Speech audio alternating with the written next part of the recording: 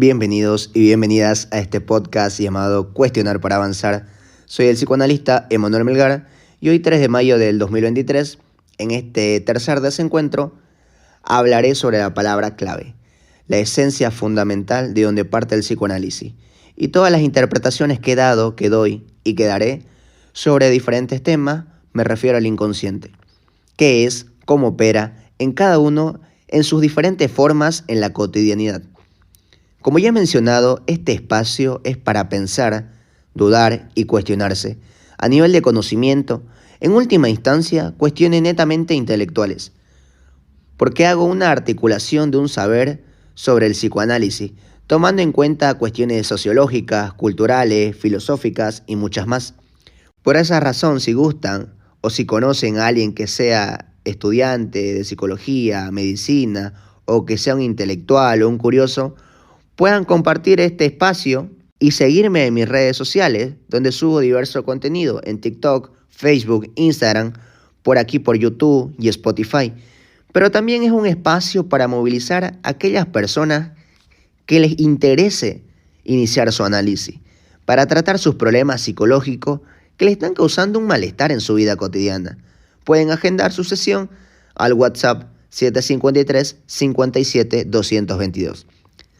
Después de este supuesto marketing, que de marketing no tiene nada, ¿qué es el inconsciente? El inconsciente tiene muchas definiciones, pero son muy descriptivas, superficiales. En el psicoanálisis, una de las definiciones que más utilizo en el contenido que subo, por ser la más, entre comillas, llamémoslo así, sencilla de entender, que es un saber no sabido.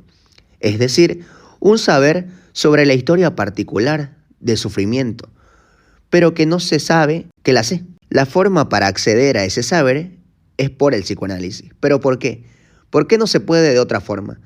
Porque las demás prácticas, disciplinas y ciencias que tratan cuestiones de orden psicológico ignoran totalmente el inconsciente, trabajando solamente con el saber de conocimiento, en sus cientos de formas. Por eso, como ya he mencionado en varias ocasiones, es tan popular la palabra aprendizaje, resolución de problemas, estrategias. Como lo he mencionado, no es que este saber que operan no funciona. Claro que funciona, pero es un saber que tarde o temprano deja de funcionar como parche y se manifiesta de otra manera, causando el mismo sufrimiento sin que la persona se dé cuenta y crea que son problemas nuevos. El psicoanálisis es la única que opera con el inconsciente, que se puede encontrar en el discurso del analizante que tiene un problema. Las preguntas e interpretaciones que el analista le hace es para que emerja ese inconsciente. Hay que causar que aparezca, para hacerle un eco al analizante, es decir, devolverle su discurso, para que lo elabore, lo trabaje, lo piense y lo interprete. Un breve ejemplo. Un analizante en una sesión está hablando sobre su problema que está pasando y dice una frase, a lo que yo le devuelvo la misma frase que dijo, como un eco. Y el analizante me dice, wow, cuando uno habla no se escucha. Ahorita que acaba de repetir lo que yo dije, me generó un impacto, un estremecimiento en el cuerpo. Puede sonar confuso escuchar todo esto, y es entendible, porque lo más probable es que la mayoría que esté escuchando esto sea la primera vez que escuchan algo así.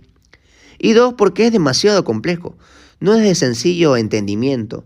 Y para aquella persona que crea que entiende todo lo que ya he mencionado, le citaré una frase de Jacques Lacan. Si usted cree que comprendió, está equivocado. Es una frase provocadora. La comprensión limita el cuestionamiento y la interpretación. Qué raro, ¿no? Escuchar esto sobre la comprensión, porque se está acostumbrado a escuchar que lo mejor es comprender. Mientras más rápido, mejor. En este espacio no es así por la complejidad que conlleva. Esta frase de Lacan la pueden utilizar para cualquier contexto. Sigamos. Otra definición es el inconsciente es el discurso del otro. Y en un par de ocasiones también he citado esta frase. Hay que pensar, el inconsciente es el discurso del otro. El discurso popular, psicológico y pensamientos existencialistas han difundido la introspección, autoanalizarse, meditar, porque asumen que el saber está dentro de uno. Cuando está en mayúscula, como en este caso de esta frase, del inconsciente es el discurso del otro, me refiero al lenguaje, paréntesis. Estoy intentando ser lo más simple y concreto posible para que se entienda lo mejor posible la idea a pesar de su enorme dificultad. El lenguaje, la razón por la cual cada uno se comunica con los demás, ese lenguaje se expresa en discursos sociales, culturales, familiares y todo discurso que venga del exterior. Todos esos discursos se inscriben en cada uno en su discurso, sin que uno se dé cuenta. Cada uno en la medida en que vaya pasando el tiempo, sobre todo en los primeros años de vida. Cada uno se posicionará, se ubicará, sin saberlo, en relación a esos discursos. Es tan complejo y tan increíble por momentos, pero en las sesiones con mis analizantes, cuando expresan un problema, el que ustedes quieran, no son sus palabras las que hablan, es el discurso de su madre, es el discurso de la familia, de la sociedad, de la cultura, es decir, del otro. Porque en última instancia, si prestaron atención a uno de los ejemplos, no dije madre, dije el discurso de la madre, y eso es muy distinto. Otra definición es el inconsciente está estructurado como un lenguaje. Esta frase es mucho más compleja, pero tiene cierta relación con el punto que acabo de explicar. El inconsciente tiene todas las propiedades y funciones que tiene el lenguaje. Por eso dice el inconsciente está estructurado como un lenguaje. Como si cada persona tuviera un lenguaje distinto. Me refiero a cuestiones psicológicas distintas. Razón por la cual, en el encuentro con el otro, lazos de amistad, lazos amorosos o cualquier lazo con el otro, siempre será un malentendido y un mal encuentro. Porque cada uno tiene una historia diferente, que describe pero que no la sabe. Siguiendo esta lógica, por eso es tan complejo las relaciones y vínculos con las demás personas. Y la última definición antes que se duerman, para los que se hayan quedado escuchando y no se hayan ido, es eso habla. Sí, eso habla. El inconsciente habla. Es como un sujeto que habla en mi discurso. Pero como dije hace rato, para que hable, el analista tiene que hacerlo aparecer, con las buenas preguntas y las buenas interpretaciones. Y esta fue la última definición que elegí para concluir esta parte. Estas 4 definiciones son del psicoanalista Jacques Lacan. Ahora vamos a la siguiente parte, más relax, más tranqui, por decirlo así. Para los que les interese, pueden agendar su sesión al WhatsApp 753 57 222. Ahora sí, eso habla en la cotidianidad, porque insiste en salir a la conciencia y lo hace por diferentes formas sin que cada uno se dé cuenta. Por medio del chiste, sueños, lapsus, autofallidos, olvidos, síntomas, también está la repetición. Pero a esta manifestación, a esta formación del inconsciente, le dedicaré un desencuentro aparte.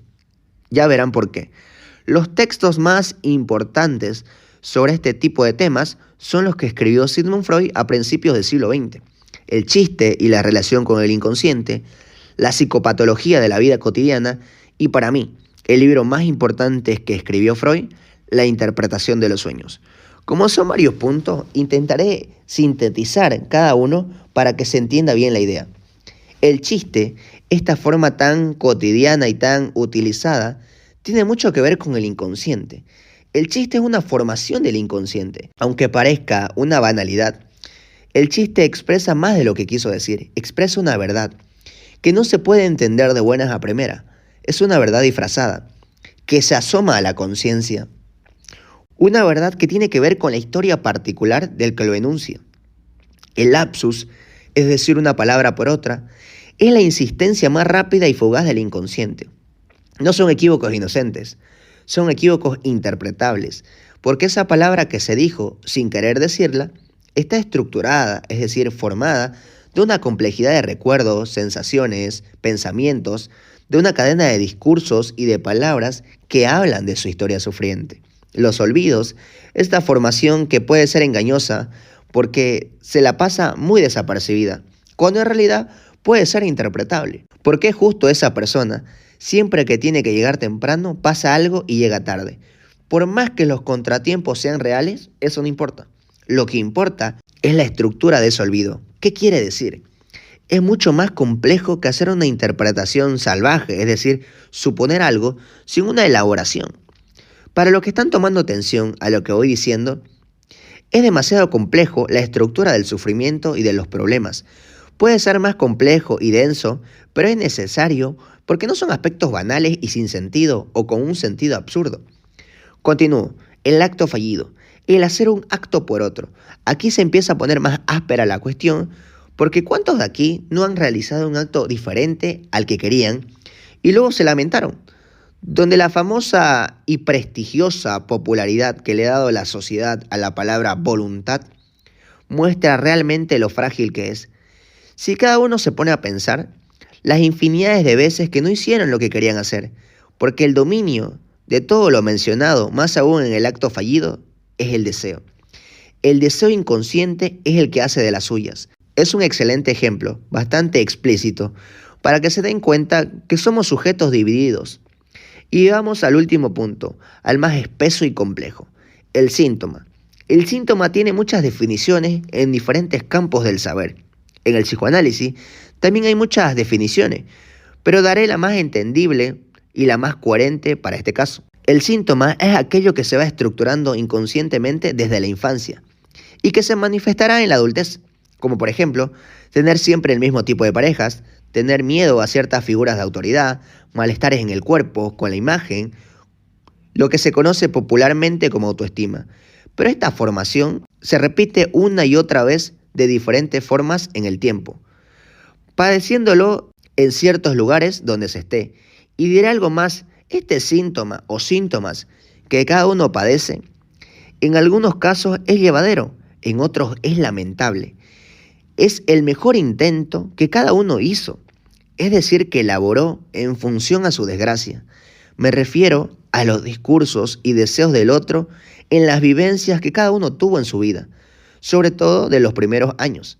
Por eso un problema y sufrimiento, vuelvo a repetirlo, es mucho más complejo. Porque ese síntoma, por más horrible que pueda ser, es su forma de estabilizarse. Por eso hay personas que siguen con la misma pareja a pesar de sufrir tanto. Y la formación del inconsciente más interesante, pero también muy compleja.